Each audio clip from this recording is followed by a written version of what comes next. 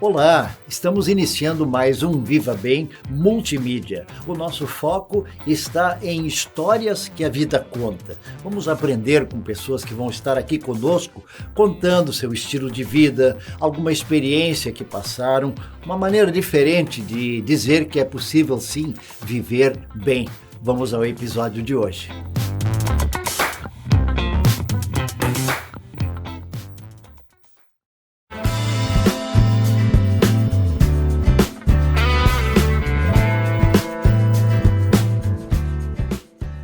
Boa noite, amigos do Viva Bem Multimídia. Nesta sexta-feira estamos trazendo para vocês mais um podcast inédito dentro dessa nossa temática para 2021, Histórias que a Vida Conta. E eu quero agradecer a todos que nos acompanham pelos nossos canais, pelo YouTube, pelo Facebook, pelo Instagram, também no nosso site vivabem.inf.br, e compartilham também tudo isso para que outras pessoas que não possam assistir de forma inédita o possam depois assistir nos nossos canais. Muito obrigado por isso, você é a nossa razão de ser. Estamos hoje no nosso programa de número 101, recebendo Décio Aloísio Schauring. Ele é de Porto Alegre, é historiador, é escritor, um amigo pessoal que a gente fez nos últimos meses, e ele vai contar para nós um pouco hoje da sua história, da sua caminhada. Primeiro, Décio, quero agradecer por teres aceito o convite e de imediato te passo palavra e câmara para te apresentares aqui e saudares os nossos internautas.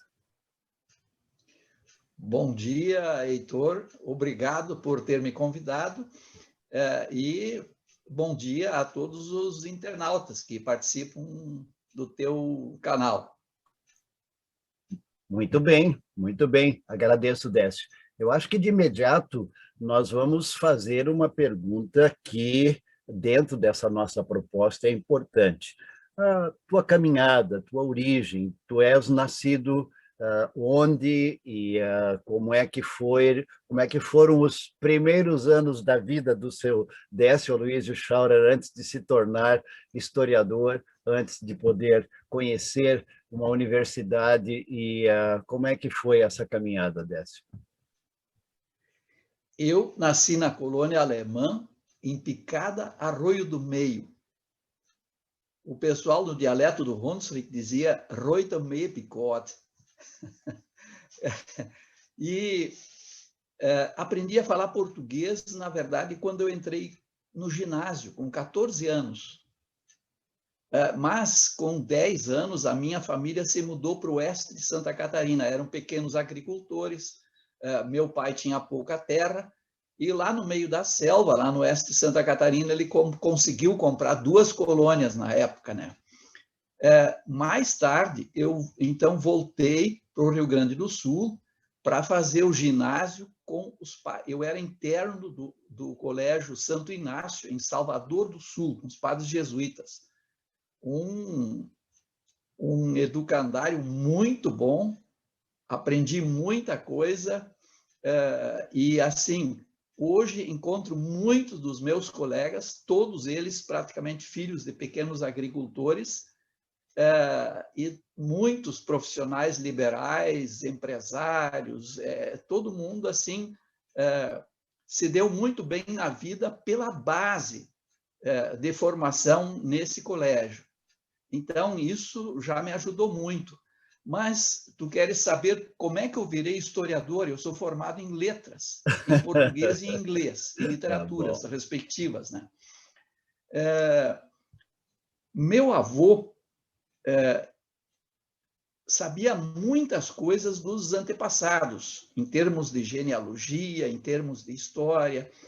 Ele era um carpinteiro, agricultor, construía carroças para o pessoal lá no interior. E nos dias de chuva a gente ia na casa do meu avô, porque sabia que ia sair pipoca e chimarrão. Então a avó chamava o vô para vir tomar chimarrão e comer pipoca, né? E o vô começava a contar as histórias dele, né? E eu me impressionava muito, porque ele realmente tinha muito conhecimento, apesar de só ter ensino primário. E isso me motivou muito a começar a pesquisar, principalmente os antepassados.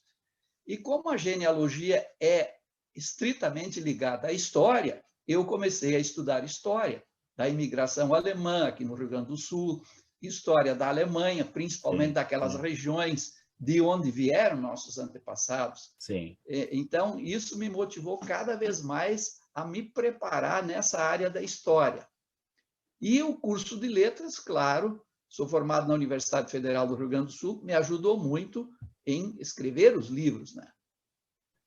Você entende nessa sua caminhada e tem observado isso, de que as pessoas atualmente estão um pouco mais inclinadas a buscarem suas raízes e suas origens, porque a vida é tão agitada e tão corrida que, de fato, as pessoas às vezes fazem o mínimo necessário também dentro da sua própria profissão. Terminou, se formou e não se ocupam com outras coisas. Mas na nossa origem, nas nossas raízes, está muitas vezes escondido algo que poderia nos ajudar a entender a vida de modo diferente. Eu não sei se essa tem sido a tua experiência, Décio. Sim, sim. Eu acho que quando as pessoas são novas e recém se formaram, as pessoas procuram conseguir um modo de vida, né? Uma atividade, né? E essa coisa da procura das origens, ela, na maioria dos casos, começa um pouco mais tarde, apesar de hoje terem muitos jovens que pesquisam genealogia e história, porque hoje nós temos uma facilidade que é a internet. Nós hoje conseguimos até entrar em arquivos da Europa, nos museus da Europa, nós conseguimos acessar e pesquisar. Então, isso facilita muito, coisa que, por exemplo, nossos pais e avós nem pensavam, né? De um certo modo, nem a gente mesmo, né? Se nós olhamos como foi a nossa juventude, como foi a nossa própria caminhada na nossa formação, só tinha um caminho, era a escola, a biblioteca da escola, e a maioria na biblioteca pública. Quando tu saía da sala de aula, no caso estudando de manhã, tu ia levar debaixo do braço, dentro da sacola, de mochila a gente tinha, né? Tu ia levar umas meia dúzia de livros que de tarde tu ia sentar lá quietinho na biblioteca para poder pesquisar. E isso a geração nova não entende. E principalmente a questão da pandemia agora, que pôs as crianças por mais de um ano, de repente, muito mais online na frente do computador para estudar, pode criar também um gosto não só por jogos, não só por aquilo que é obrigatório ser feito nas aulas remotas, mas quem sabe despertar um pouquinho a curiosidade para outras coisas. Mas aí alguém tem que dar uma cutucada, como se dizia, né? Para que as pessoas despertem para a história, despertem para a cultura, despertem para a genealogia, né? E eu creio que isto é um fator muito necessário. Não sei como é que tu sentes que esses últimos meses de pandemia podem ter ajudado nesse sentido? Sim, a internet é um meio, de aprendizado importantíssimo. O importante é as pessoas saberem usar bem a internet. Tem muita gente que usa para o caminho errado, mas tem tantas informações, tem tanta coisa que você pode aprender. Pesquisas hoje estão disponíveis, você pode acessar livros de registros paroquiais da Europa, que em outras épocas você teria que viajar para a Europa para conseguir acessar. E olhe lá. Então, hoje nós temos tudo isso disponível, nós temos condições de desenvolver estudos extraordinários pesquisando na internet. Isso tem ajudado muitíssimo. Inclusive, no meu último livro que eu escrevi, junto Sim. com um autor alemão, ele estudou basicamente, ele desenvolveu a parte da Europa e eu do Brasil, mas em muitas coisas eu consegui acessar dados da Europa que eu precisava aqui. Então, a internet é extraordinária, é só saber usar bem, né? É muito importante isso que tu colocas. Aliás, aqui nós já entramos numa outra faceta da história de vida do Décio. O Décio, escritor. Como é que foi esta caminhada? Tu contaste do teu início junto com a família agricultora, depois um tempo junto em colégio interno, a universidade, letras, história, genealogia, mas ainda tudo isto diretamente não está ligado a tornar-se um escritor. Qual foi assim a fagulha que acendeu esta palha para que o Décio tivesse hoje no seu rol, no seu currículo também, diversos livros, aliás, escritos, Décio? Meu pai sempre me incentivou muito a escrever a história da família. Meu pai sabia muito. Uma pena que quando eu lancei o meu primeiro livro, A Busca das Origens, e que também desenvolve a história da família Schauren, meu pai já tinha falecido, quer dizer, ele não viu realizado o desejo dele de escrever o livro sobre a família. Mas um irmão do meu avô, que era dono de cartório numa pequena cidade no interior, naquela época pertencia a Lajeado, Sério, se chamava Miguel Raimundo Schauren, e escreveu muitas crônicas. Durante 7 anos, ele escreveu umas crônicas que se chamavam Aus Großvaterszeiten, quer dizer, dos tempos do meu avô. E escreveu muito sobre o avô dele no período da Revolução Federalista, ou seja, a Guerra dos Maragatos, como muitos chamam, né? Então, todas essas coisas eu lia, tudo escrito em alemão, e isso me incentivou muito a escrever a começar a escrever, de fato, né? Porque a gente, enquanto a gente não escreveu um livro, a gente sempre se acha sem capacidade para escrever um livro. A gente olha outros escritores, puxa, mas eu Assusta. não vou conseguir escrever como escreve o fulano de tal, né? Sim, sim. Mas depois que a gente escreve o primeiro, vai embora. Eu escrevi vários livros de família e escrevi esse último livro em parceria junto com um alemão que recupera a história dos pioneiros de Dois Irmãos, Ivoti, São José do Hortêncio, Lomba Grande, né? E que é uma história extraordinária e que havia sido perdida. E a gente conseguiu acessar a muitos arquivos, encontrar documentos inéditos na Europa, e a partir daí nós reescrevemos a história, ou, como eu digo, a história real, a que de fato aconteceu, porque como essa história havia se perdido, a gente ninguém mais sabia o que é verdade e o que é lenda, né? Tanto que se criou uma lenda do veleiro Cecília, na região de Dois Irmãos. Uma pergunta de curiosidade, que eu creio também os nossos internautas possam ter. Tu estás aí em frente a um banner do Genealogia RS.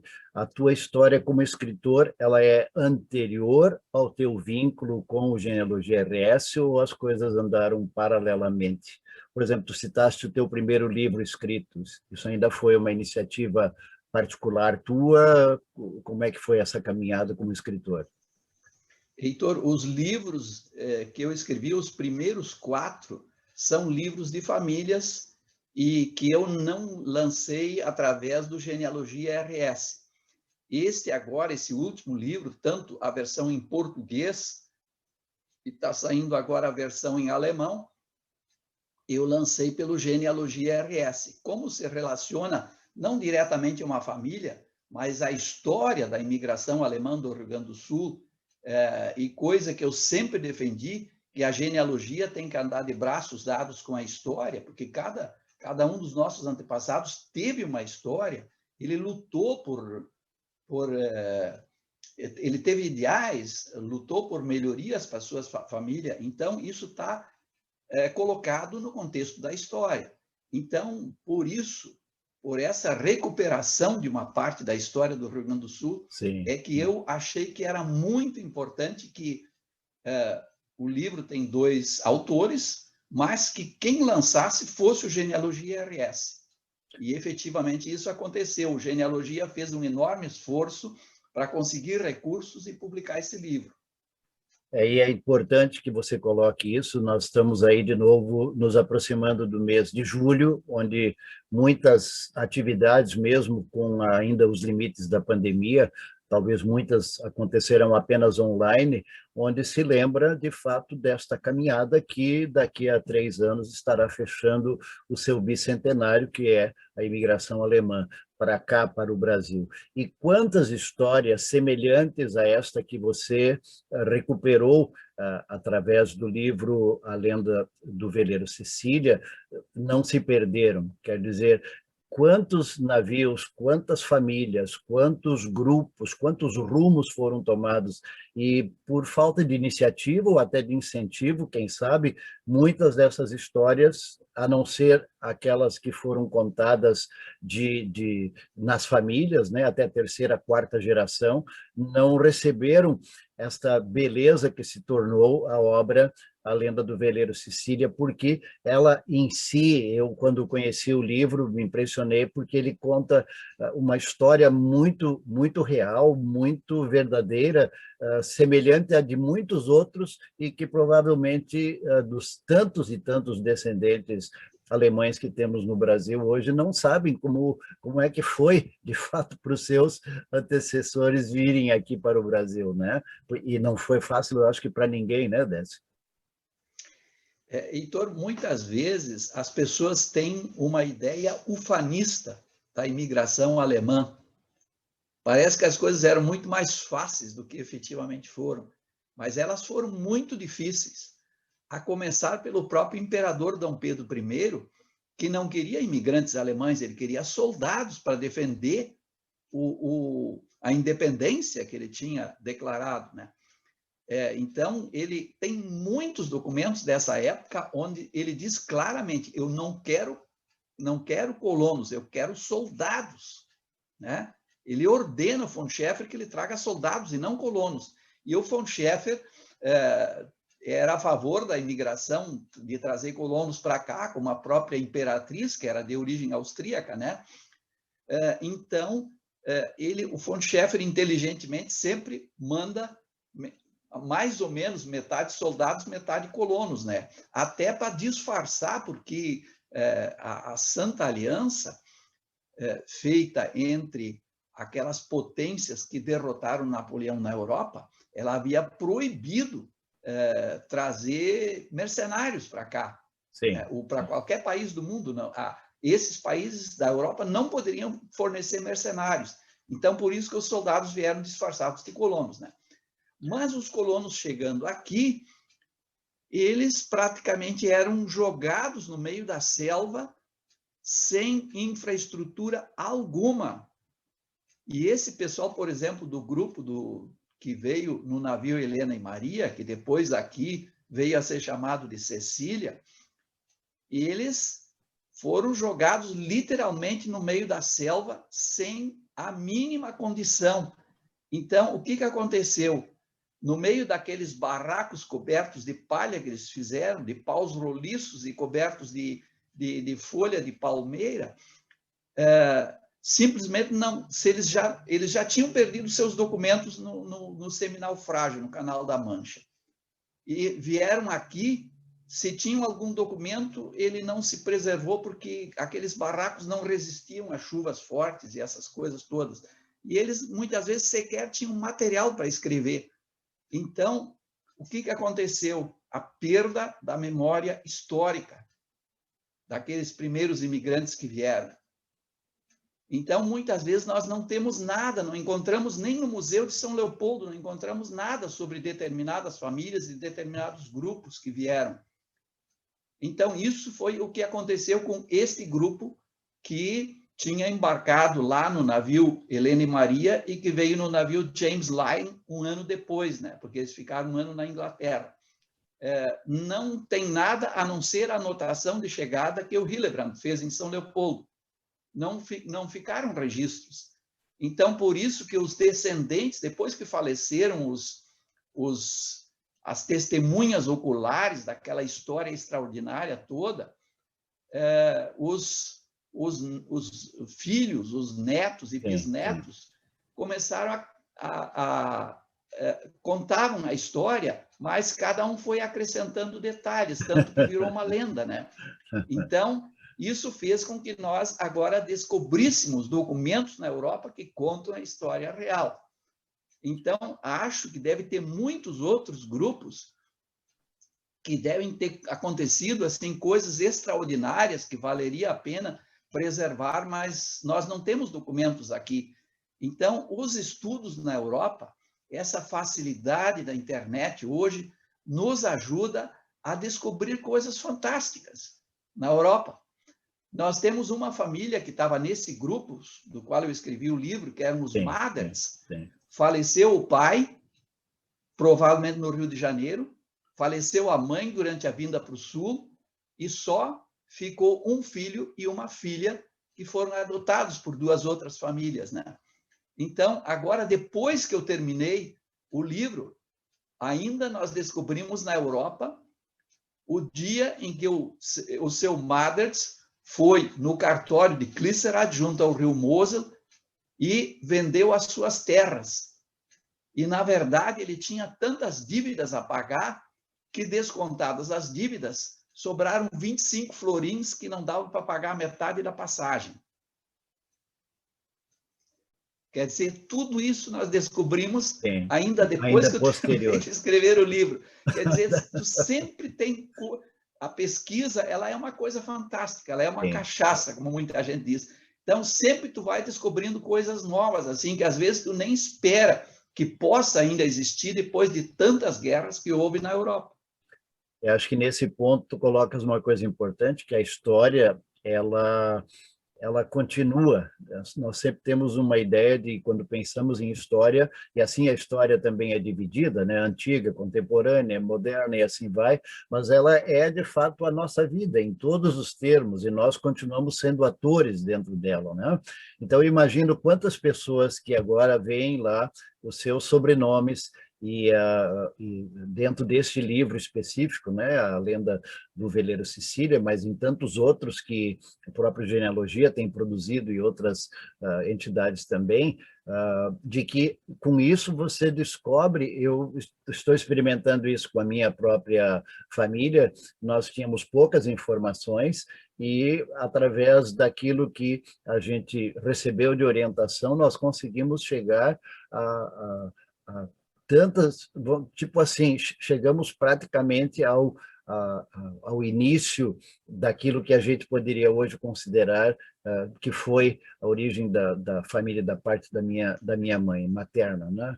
E isso é como tu disse, quando tu percebe que ali está neste passado também, a tua história, a tua formação e certos traços que a gente acaba descobrindo naquelas pessoas, né? Até de personalidade, isso mostra um pouco de quem de fato nós somos e que nunca ninguém nos disse e nem a gente descobriu. É uma beleza isso, né? E eu acho que o Cecília tem esta vantagem especial de não apenas recuperar uma história, mas eu achei interessante como vocês, nessa pesquisa dupla, Alemanha e Brasil, chegaram às origens realmente, né? O povo que se deslocou muito rapidamente para poder chegar e sair pela Holanda, e depois a questão do naufrágio muito rápido, e bem o que tu disse antes, quase todas as histórias de vindas de imigrantes para cá foram histórias sofridas, e eu acho que isto é importante que seja colocado aqui, não foi fácil, né? E eu acho que tu disse bem antes, o pessoal tem uma certa história mal contada de que esse pessoal veio ufanista, como tu colocaste, né? E isto fica como um desafio para as novas gerações, Décio, de fato ir atrás, procurar. Heitor, o prefaciador do nosso livro, o professor de história Martin Dreyer, ele diz que a história sempre tem que ser reescrita de novo. E isso é verdadeiro, né? Porque tu vai sempre descobrindo coisas novas, tu nunca sabe tudo. Então, isso é um incentivo para as pessoas estudarem a história, estudarem a história das famílias. Até por isso nós fizemos nesse livro da Lenda do Veleiro Cecília, aqueles que embarcaram no navio Helena e Maria, que depois aportaram aqui no Rio Grande do Sul, um ano depois, nós fizemos, de todas essas 70 famílias, nós fizemos um histórico no livro de cada uma das famílias. E esse histórico, muitas vezes, ele começa lá no avô ou no bisavô do imigrante. Quer dizer, para quem gosta de genealogia, está aí um prato cheio, né? E desenvolve a história, inclusive, até a primeira geração aqui no Brasil. Então, as pessoas de hoje, elas facilmente conseguem descobrir toda a história, porque muitas vezes a primeira geração, depois do imigrante, são os avós, os bisavós, ou trisavós, que as pessoas já sabem, né?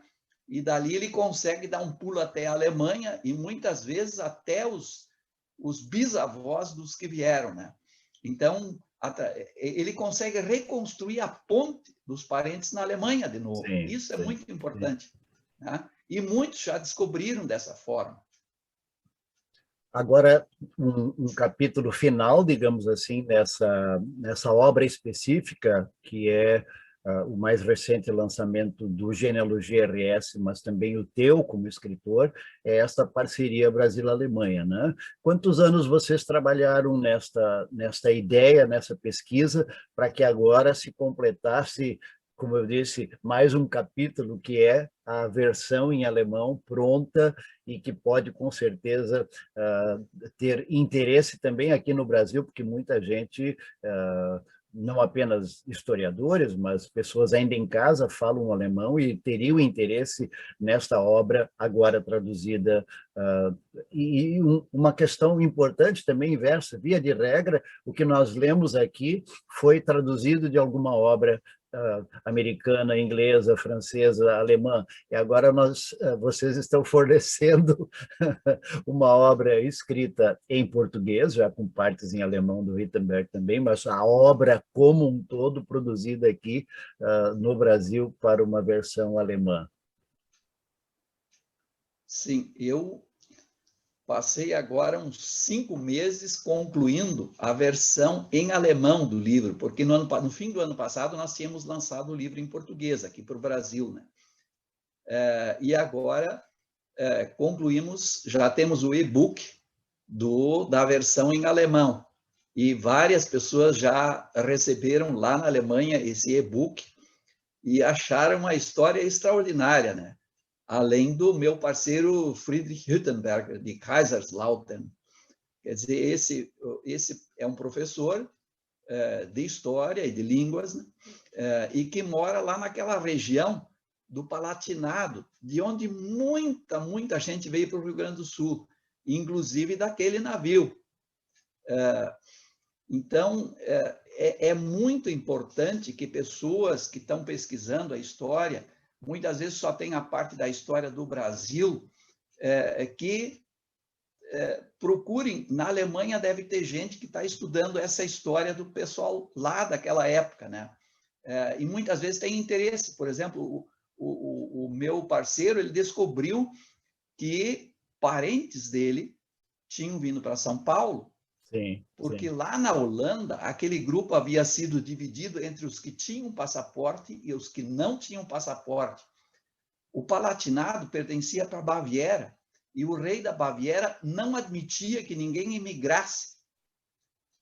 Ele não queria perder mão de obra, por mais que ele infligisse punições ao pessoal do Palatinado, que era uma espécie de uma terra separada do coração da Baviera, ele não dava passaporte para a imigração. Então, todo esse pessoal, eles tiveram que, numa noite de neblina, atravessar a fronteira sem documentação e viajar para a Holanda para tentar conseguir chegar no navio que os trouxesse para o Brasil. Então, eles chegaram na Holanda, então os que tinham passaporte e os que não tinham passaporte já foram separados, quer dizer, já separaram o grupo. Muitos deles conseguiram ainda embarcar no navio, lá no porto de Texel, mas grande parte dos que não tinham passaporte ficaram para trás e tiveram que vir num outro navio, às custas do Reino da Holanda, e chegaram no Rio antes daqueles que saíram primeiro. E foram enviados para São Paulo pelo Império, né? E os outros chegaram depois E como essa experiência de São Paulo não tinha dado muito certo, foram enviados para o sul, vieram para São Leopoldo, né? Então, essa história toda ela é muito extraordinária. E uma das coisas que me impressionou muito é que aquela pobre gente, que grande maioria eram camponeses e eram artesãos, e que a situação fez com que eles não conseguissem mais ganhar a vida por lá. Mas eles eram, como dizem muitos aqui, talvez por isso que se diz que os alemães são muito teimosos, né? Eles eram tão teimosos que eles jamais desistiram quando eles chegaram na entrada da Holanda e as autoridades não deixaram eles entrar, né? Eles foram adiante. Então, até um certo momento, as autoridades da imigração disseram, não, só o próprio rei pode autorizar vocês a passar pela Holanda sem passaporte para chegar no porto para embarcar para o Brasil. E eles disseram, então, nós vamos até o rei. E foram. Quer dizer, isso é uma coisa extraordinária. Sei, E com consta certeza. lá nos protocolos, nos livros de protocolos de quem que o rei da Holanda recebeu, constam aqueles alemães que foram lá conversar com o rei e efetivamente conseguiram a passagem, a autorização para a passagem pela Holanda. Então, vejam só o esforço, a vontade daquela gente de construir uma vida nova. A palavra que tu usaste ali, a gente fala e usa muito, né? A questão da teimosia, muitas vezes ela é confundida pela persistência e a insistência. Quer dizer, se a gente desiste de alguma coisa muito cedo, a gente vai chegar ao ponto de que quando ela aconteça, a gente não o veja porque desistiu antes do tempo, né? Eu acho que a história desse livro maravilhoso é uma verdade. O pessoal passou maus bocados, mas até o fim, até o fim, até o fim, e continuou quando chegaram aqui, e assim é. Eu acho que é um grande desafio, eu quero te agradecer por ter partilhado um pouco disso, e com certeza fica para os nossos internautas a pergunta, tá bom, como é que a gente tem acesso a este livro, Desvendando um Mito, a Lenda do Veleiro Sicília, que conta uma história que começou no final de 1827, quer dizer, apenas 3 anos e pouco depois da vinda dos primeiros, mas de fato levou praticamente 1 ano e meio até que essa história terminou em termos de viagem, né? Como se tem acesso para a compra do livro, Décio? Bom, antes de dar o acesso, Ok. é importante dizer o seguinte, o meu parceiro da Alemanha, o Friedrich Hüttenberger, ele começou a pesquisa em 2004. Vejam, em 2004. E foi descobrindo coisas e coisas e coisas, até que se descobriu uma carta de um dos imigrantes, que era o Johannes Weber, se descobriu essa carta lá nos Estados Unidos, porque a mãe dele depois foi para os Estados Unidos e levou essa carta e preservou. Então, isso abriu o caminho para que se pudesse pesquisar todo o roteiro que esse pessoal fez. Então, eu quero dizer assim, que tanto o meu parceiro da Alemanha como eu pesquisamos muitos anos. Eu, em dedicação mais exclusiva foram 4 anos, mas eu comecei a pesquisar muitos anos antes a história desse pessoal de Dois Irmãos. Então, o livro custa R$100. Ele é vendido pelo Genealogia RS. Alguém pode dizer, isso é muito dinheiro? Para quem fez o livro e pesquisou tudo isso, isso é de graça, porque não paga o trabalho todo que a gente teve para construir a história desse livro, né? Mas o livro é vendido pelo Genealogia RS. Se vocês, os que nos acompanham, entrarem na internet, colocarem Genealogia RS, vocês vão ter acesso ao site do Genealogia e aí consta como adquirir o livro A Lenda do Veleiro Cecília.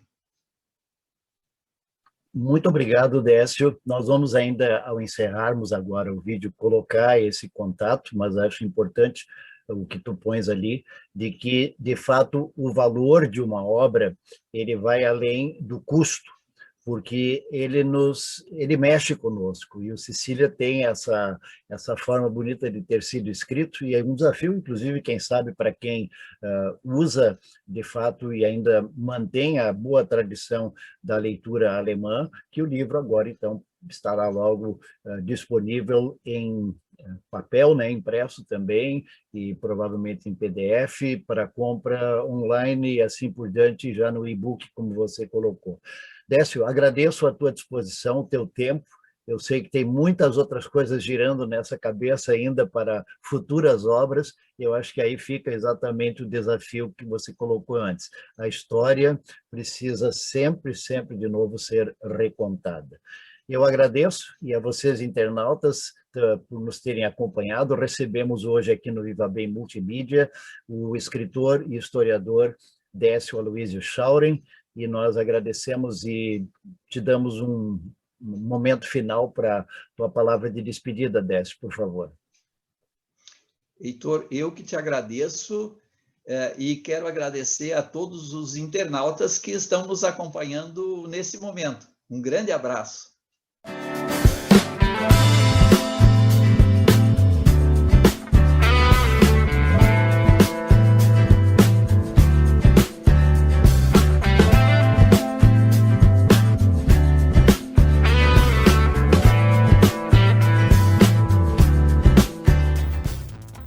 Esperamos que a conversa de hoje tenha sido proveitosa, inspiradora e motivadora, e assim será a cada semana. Estaremos nas sextas-feiras à noite, às 20 horas, lhe trazendo um podcast inédito. Mas, se você não puder assisti-lo na sexta-feira à noite, não faz mal. Você pode ver e ouvir quando quiser. Basta acessar os nossos canais, o YouTube, nosso Facebook, o nosso Instagram e também o nosso site vivabem.inf.br. Até a próxima semana.